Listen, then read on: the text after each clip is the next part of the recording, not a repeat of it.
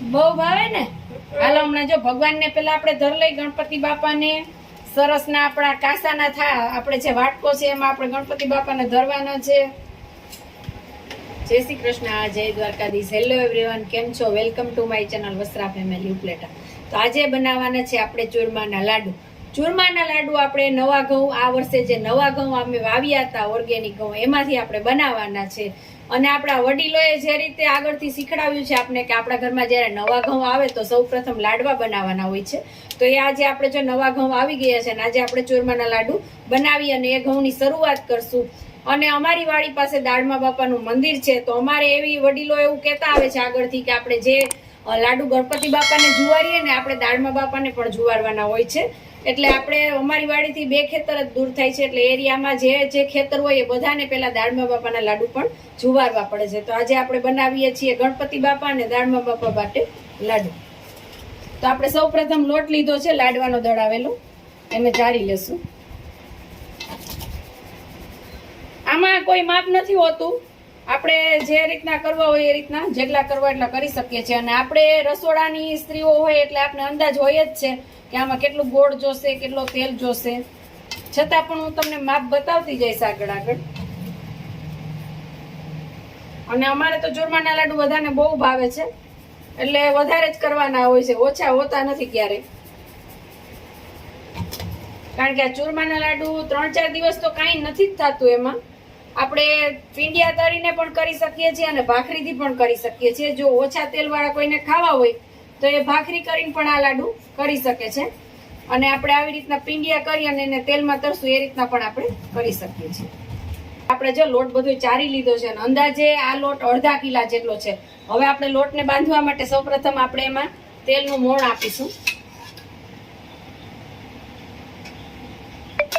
અને જો તમારે ભાખરીથી કેવી રીતના થાય એ શીખવું હોય તો મને કમેન્ટ બોક્સમાં કહેજો, એટલે એ રીત પણ આપણે આગળ બતાવશું.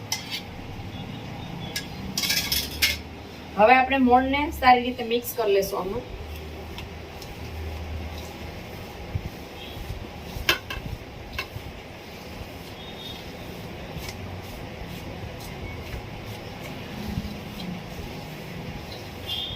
હવે આપણે એના માટે હુંફાળું ગરમ પાણી કર્યું છે, એનાથી લોટ બાંધશું. પાણી સેજ ગરમ હોય તો બધા કહેતા હોય કે સરસ લાડવા થાય છે, એટલે હુંફાળું ગરમ કરવાનું છે, બહુ નહીં.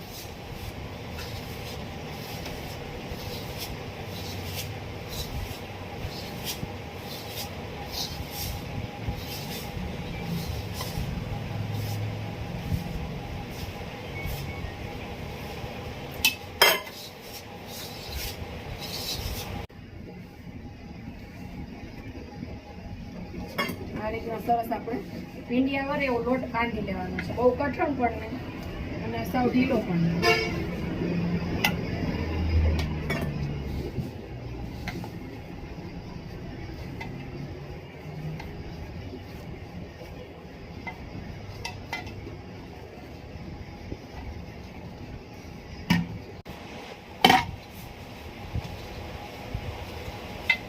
આપણે જો સરસ લોટ આવી રીતે બંધાઈ ગયો છે, આપણે લોટને થોડીક વાર રેસ્ટ આપશું એટલે લોટ સરસ થઈ જાય.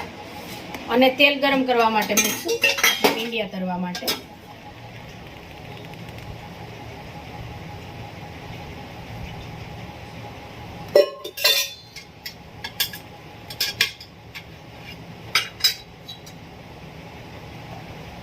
તેલ તમે જે વાપરતા હોય એ રીતે વધારે ઓછું, કારણ કે દાજ્યું તેલ પછી વધારે ઉપયોગમાં નથી લેવાતું, એટલે જેમ બને માપે તેલ મૂકવાનું છે, એટલે તેલ દાજ્યું ઓછું થાય છે.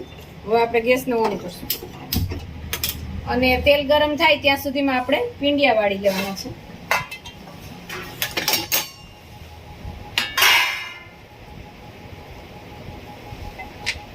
નાના નાના સરસ વાળશું એટલે જલ્દી તરાઈ જાય.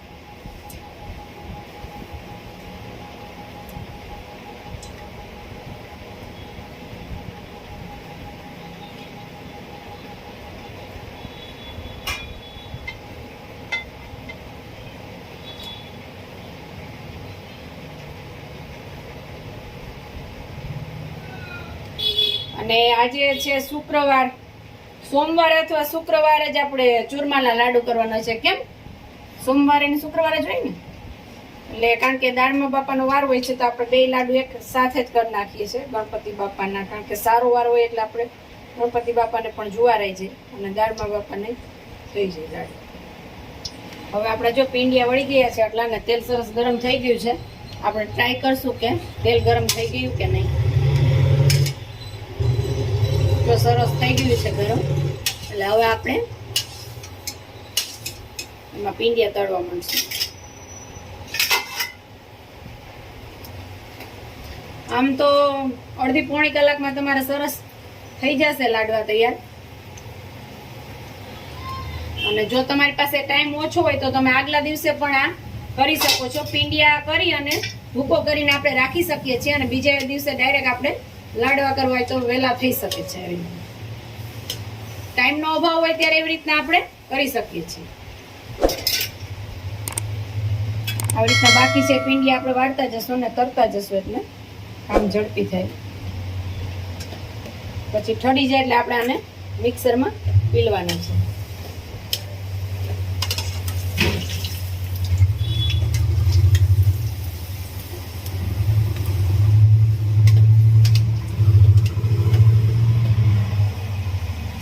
સરસ ચડી જાય ત્યાં સુધી આપણે એને ફેરવવાના છે, કાચા ન રહેવા જોઈએ.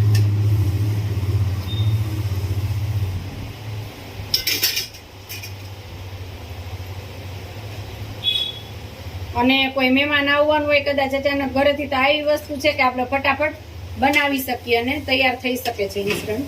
કારણ કે ઘરમાં પડેલ વસ્તુ એનાથી જ આ લાડવા તૈયાર થાય છે. આપણે કોઈ ચણાનો લોટ કે એવી કોઈ વસ્તુ બહાર લેવા જવાની જરૂર નથી પડતી. જો આવા રંગના થાય એટલે આપણે ચડી ગયા છે.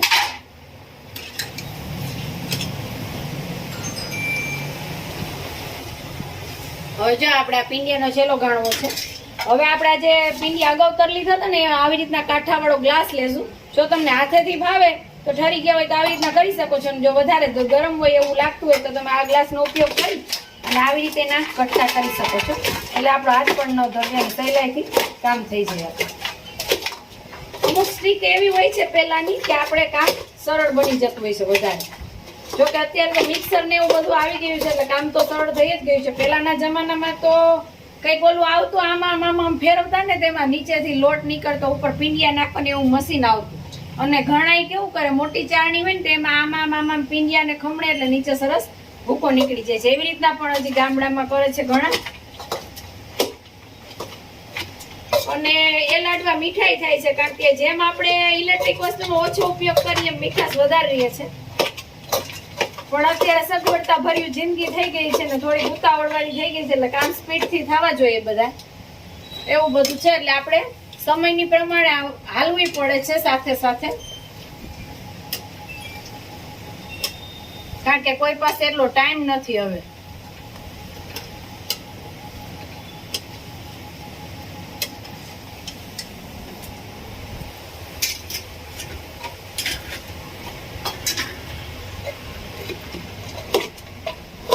હવે આપણે આ ભૂકાને પછી મિક્સરમાં ક્રશ કરી નાખીશું. તો આપણા સરસ ભૂકો તૈયાર થઈ ગયો છે. હવે આપણે મિક્સીની જાર હોય એમાં લઈ અને એને પીસશું.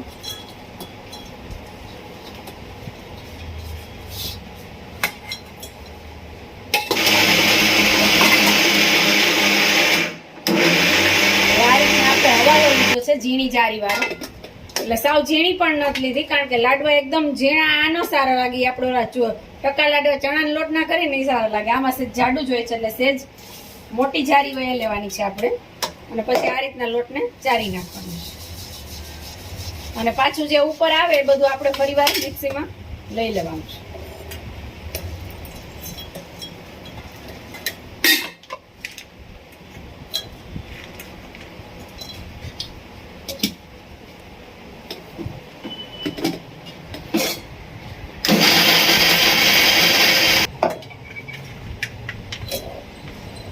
આપણે તરવામાં પણ 3 જ ગાણવા થયા હતા અને મિક્સરમાં પણ 3 જ થશે. તો આપણે સરસ ચરાઈને બધી તૈયાર થઈ ગયો છે લોટ ને સરસ. હવે આપણે કાથરોડ નાની હતી એટલે મોટી કાથરોડમાં ફેરવી લીધું છે. અને આ જે વધ્યું છે ને આટલું હવે મિક્સરમાં નહીં ચાલે ક્રશ કરવામાં, તો આપણે શું કરશું, આને રાખી દેશું. આજે તો લાડવા ધરવાના છે એટલે આજે આનો ઉપયોગ નહીં કરીએ આપણે, પણ કાલે કે એમ આપણે જ્યારે ગુવાર બટેટાનું શાક કરીએ ને એમાં આપણે ચડવા આવે ને શાક ત્યારે ઉપરથી આ વસ્તુ નાખીએ ને તો શાકનો પણ એક્સ્ટ્રા સરસ સ્વાદ આવે છે. હવે આપણે આ તૈયાર થઈ ગયું છે. હવે આપણે ગોળ ને ઘીની પાઈ લેવાની છે. તો ચાલો, જો આપણે સરસ ભૂકો તૈયાર થઈ ગયો છે. હવે આપણે લીધું છે ગાયનું ઘી પાઈ કરવા માટે. અંદાજે તમે નાખી શકો, તમને એવું લાગે કે લાડવામાં ઘટ્યું છે તો ઘી તો આપણે ઉપરથી પણ નાખી શકીએ છીએ. ગરમ કરીને નાખવાનું છે, એ ધ્યાન રાખવાનું છે. અને અમારે તો ઘીમાં તત હોય તો જ બધાને લાડવા ભાવે છે, એટલે ઘી વધારે થોડુંક નાખું જ છું.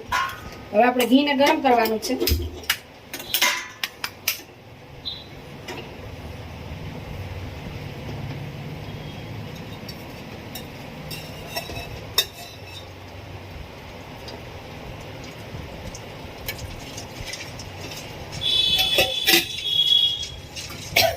જો ઘી સરસ ગરમ થાય ત્યાં સુધીમાં આપણે ગોળ લેવાનો છે.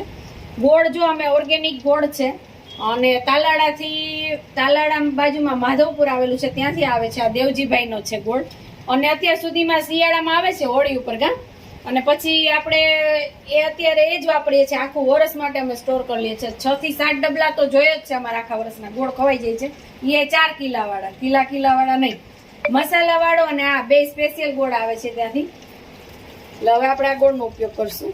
અને ગોળ પણ ઓર્ગેનિક છે, ઘી પણ ઘરનું ગાયનું છે, અને ઘઉં પણ અમારા ઓર્ગેનિક જ છે. આપણે ગોળામાં ગેસ ધીમો કરીને એડ કરતા જવાનું છે.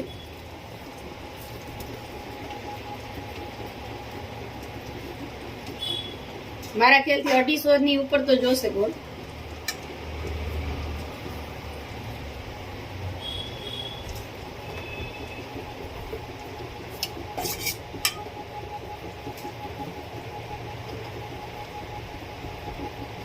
ઘી તો આપણે ઉપરથી ઉમેરી શકશું, પણ ગોળનો માપ ખાસ ખ્યાલ રાખવાનો છે,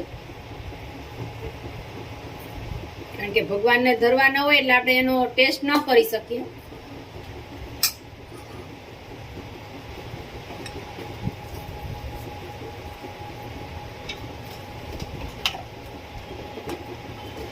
આને કહેવાય ઘીની પાઈ.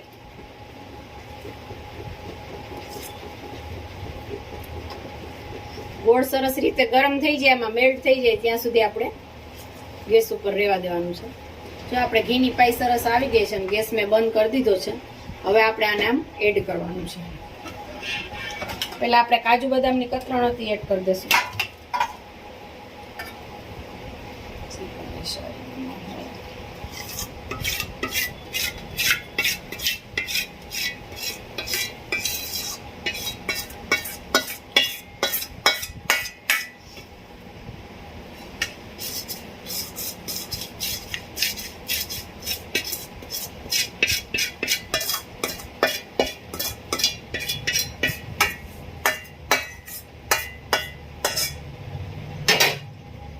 હવે આપણે આને હલાવી લેવું છે. ગોળ ગરમ હોય એટલે થોડી વાર ચમચાનો ઉપયોગ કરવો પડશે, પછી આપણે હાથેથી ચલાવી શકશું. અને મને લાગે સરસ માપે પણ થઈ ગયું છે. ઘી જોઈએ, જો એવું લાગે તો થોડુંક આપણે ગરમ કરી એડ કરશું.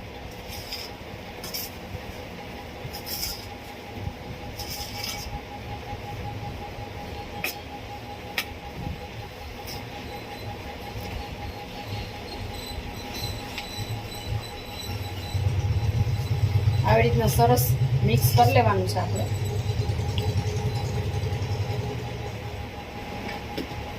જો આપણે સરસ લાડવા વાળીએ છીએ ને ઘી પણ તરતરતું છે, તમને હાથમાં દેખાતું હશે. આવું ઘી જોઈએ કેસરને તો એને લાડવો ભાવે. અને લાગે છે કે કેશવભાઈ ભણીને પણ આવી ગયા છે, એનો ટાઈમ થઈ ગયો છે. અને આવી હમણાં કહે છે મમ્મી હું બનાવ્યું.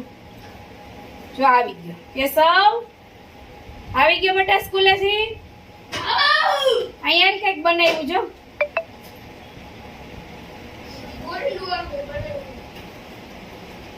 તારી ફેવરિટ અહીંયા તન કેશવ પેલા અહીંયા આવેલ જો આજ પાણીપુરી થી કઈક સરસ બનાવ્યું છે. ચૂરમાના લાડવા કેવા લાગે તને? બહુ ભાવે ને. હાલો હમણાં જો ભગવાનને પેલા આપણે ધર લઈ ગણપતિ બાપાને સરસ ના આપણા કાસાના થા આપણે જે વાટકો છે એમાં આપણે ગણપતિ બાપાને ધરવાના છે.